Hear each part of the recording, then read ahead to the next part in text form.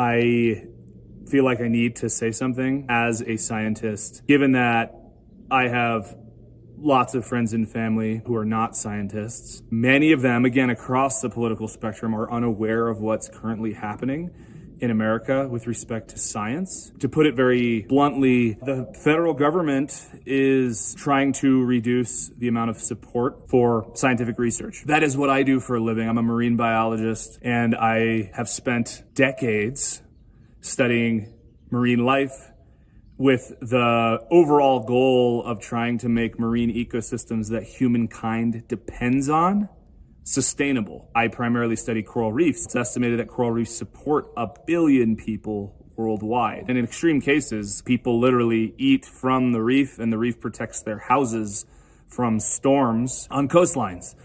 Villages and even cities could get destroyed if we can't figure out how to keep coral reefs around. So this isn't just some tree hugger, love nature for nature's sake. I do happen to love nature for nature's sake, but there's a reason to do the work that I do. What the federal government in the United States is currently doing is trying to call money spent on scientific research like mine. They're trying to suggest that that's government waste, that essentially my entire career has been a waste of money. I didn't have the resources to even go to college.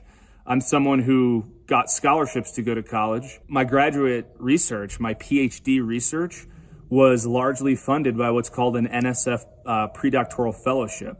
National Science Foundation, that's the federal funding agency that pays for science in the United States. That allowed me to have the expertise needed to become a world leader in an area of science that helps us understand how ecosystems work. And there are many stories like mine. Those opportunities I'm referring to are being threatened. The predoctoral fellowship I just mentioned this year, with the new federal transition, the new presidential administration coming into power in the United States, that resulted in that funding half of the normal number of fellows.